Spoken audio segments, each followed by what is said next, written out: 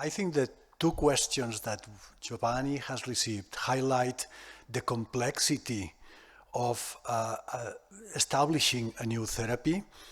Of course, these are models, first models, and then you will see we have also biological models that make them more advanced, the simulation, so to say, the reproduction in vitro and also in vivo of what is the true disease for a real patient. You will see the talk by Dr. Muriel Baltasar later on that will give more information on this, but now it is time to move to the chemistry behind Light4Lungs, and I invite to the floor Dr. María Méndez from the Catalan Institute of Chemical Research in Tarragona. María, thank you.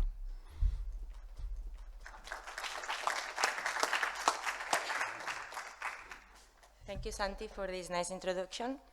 So, as Santi said, we are coming from the ICIQ in Tarragona. I want to profit and thank my two colleagues that are here, Eugenia and Santi, for all the effort behind these nice results. So, what are behind the chemistry of this project? So, the synthesis of the nanoparticles responsible to emit the light to the lungs. So, first of all, we define the physical and chemical requirements that they have to accomplish. So, first of all, we need that this material has to be biocompatible and non-toxic. Also to have persistent luminescence, because from the inhalation and that they arrive to the lungs, we need still to have some luminescence properties. As Giovanni explained, the best action spectrum has the maximum peak around the violet blue light part in the spectrum. They have to have a high emission also to kill the maximum number of bacteria as possible. They need to be easily tuned in particle size, so to find synthesis method able to do this. And they have to be dispersible in aqueous solution as well. So the typical materials that have this kind of properties are usually phosphors or this kind of oxides that are mainly composed by a host material, and they are usually doped by rare earth of other kind of elements. Here I will present very briefly, because we prepare several materials, but here is a kind of summary. So we prepare zirconium oxide doped with titanium, and you can see here the emission of this material and the absorption of the porphyrin, where you can see the area that match between this porphyrin of the bacteria and the emission of the nanoparticles. They present also several advantages. They have very high emission intensity, they are easy to disperse, good stability, but the problem is that this area is very small. But here you can see that they are quite homogeneous in size, and they are around 100 to 100 nanometers. So after this, what we try to do is to shift this emission spectra, preparing another kind of material, calcium aluminum oxide, doped with europium and neodymium. So here, finally, the intensity was also high and stable, but still there is not a perfect match with the porphyrin absorption. So the two other materials we prepared were the barium zirconium oxide doped with magnesium. Here, finally, the emission was matching very well with the absorption of the porphyrin, but the problem is that the emission was very low and the particles were very unstable. So the last one was zinc gallium oxide doped with bismuth. Also, they match also with the absorption of the porphyrin, but the emission intensity was still very low. So with all in hands, we decided to go for the zirconium oxide material, as Santi spoiled us. So here you can see, here is the emission of this material, and when we excite for more than 1 hour and we record the emission of this material, we can see that it's very stable, and we just observe a decrease of the 3% of its intensity. And here there is the PL decay of all the materials, where you can see that the emission can last for some seconds. So there is a video where you can see that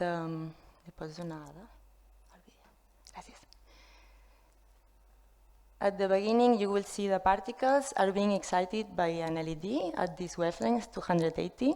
And once we stop the excitation, the particles are still emitting some violet blue light. Merci. So once we decided to bet for this material, we try to optimize its properties as much as possible. So we optimized the doping amount of titanium. So we doped with different amounts, 0.2, 0.5. And the maximum emission intensity obtained was the one for the 0.2% of titanium. So this is quite normal in this kind of materials. Even if you dope with higher amounts, there is a quenching effect. So even if you dope with 1%, finally it's better if you dope with less amount of titanium. So here you can see different titanium amount and the results of PL intensity and PL decay. Also, another property we optimized was the annealing temperature. So to obtain a crystalline material and good intensity emission properties, we need to anneal this material. And the one that it observes the best was the highest temperature we use. That's because the material is more crystalline, and so the PL properties are also the best ones. The problem of this is that the higher the temperature we use, we have more agglomeration of the material.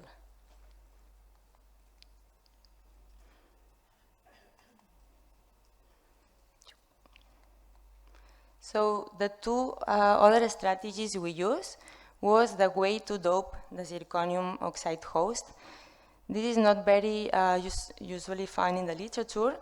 So what we did was to use the titanium before to prepare the particles in the reaction solution. We add both regions at the same time, and also we use the opposite order. So we add the dopant when the zirconium it was in the solution reaction. So what we observed was that when we have the titanium region in the solution, we obtain better results. So even more in 35% more of intensity. And also we can co-dope the zirconium oxide doped with titanium with phosphorus, and also we obtain higher emission intensity, but the PL decay was faster when we co-doped with phosphorus. So one of the important things once we had the material was its dispersion. So as I told to you, the fact of anneal the material at this higher temperature, they try to agglomerate a lot. So we use this kind of region, the polyethylene glycol. So first of all, we have to create a core of hydroxyls able to react with this polyethylene glycol. And in every step, we had to sonicate very strong to break this material and make this polyethylene glycol to react with the surface of the nanoparticles.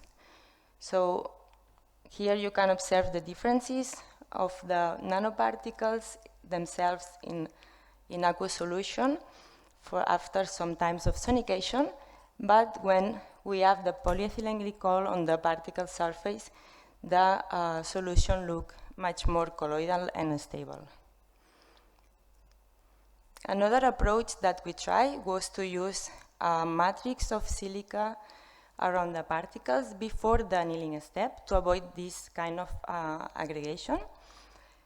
But the problem is that when we had this silica around the particles, the material changed its crystalline phase, and instead of being monoclinic, it's tetragonal, and it results that the tetragonal phase for the zirconium oxide has not emitting properties. So we decided to use the polyethylene glycol approach for the final material.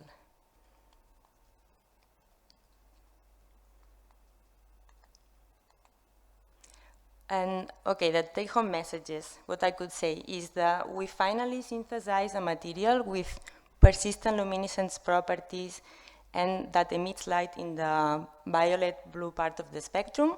We optimize all the different things that we could to obtain the maximum light as possible, and we obtain a quite good dispersion of this material by using the polyethylene glycol. And thank you.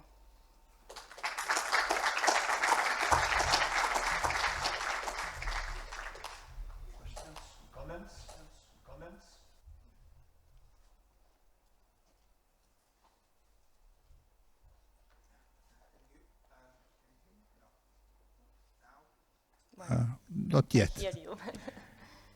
So congratulations for the talk, very interesting. And I'm not a chemist, so I cannot get too much into the, but we are working with plasmonic nanoparticles, with meta nanoparticles, and we have similar problems of aggregation, flocculation, and so on. And so we followed exactly the same path. I mean, silanization or pegylation with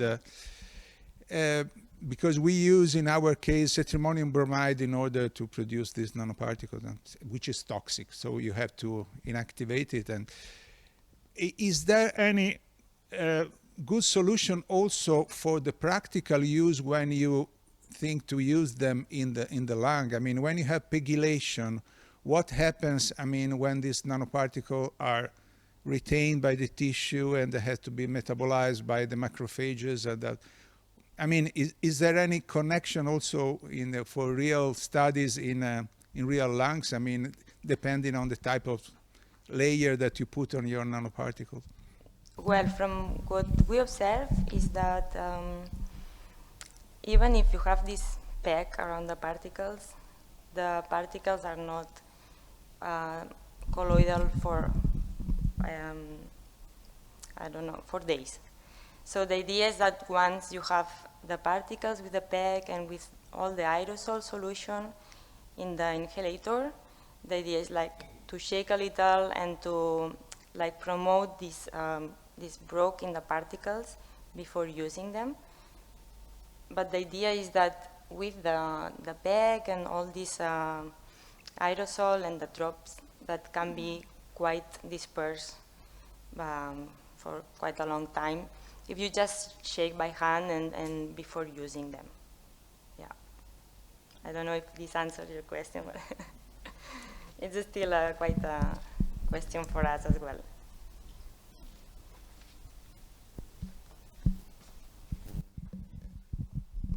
Hello, thank you for the talk. When you talk about optimization and going back to the first slide, looking at the matching with the porphyrin, how much has it changed the curve and has improved the match, or the match with the porphyrin has been the same? When you do the pegylization, it stays the same? No. So to change the emission spectrum, you have to use another material. Okay. With the PEG, what we observe is that probably there is a reduce in the emission because there is some absorption but there is not a real shift. Okay. From the original material. Okay, thank you. You're welcome.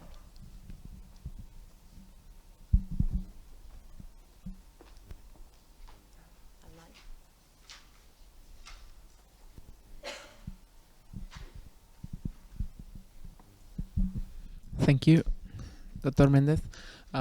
Really nice presentation.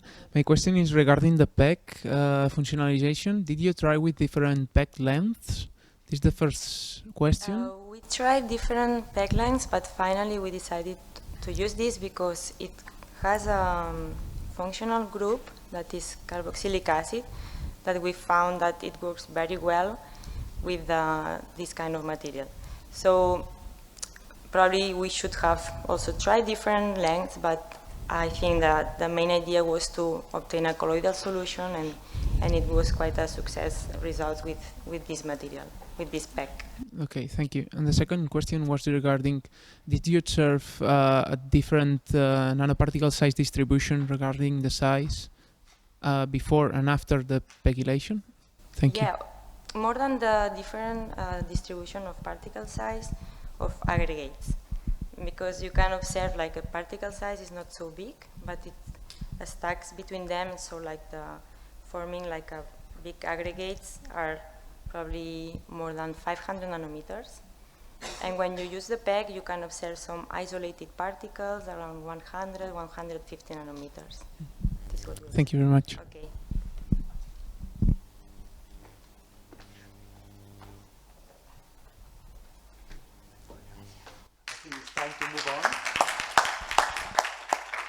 I think it's time to move on. Of course, as I mentioned, this is a synergistic project, and you will hear more about the effect of the PEG on cell uptake, toxicity, etc. in the talk by Dr. Maddalena Mognato later on. It's always later on, but I promise everything will come up.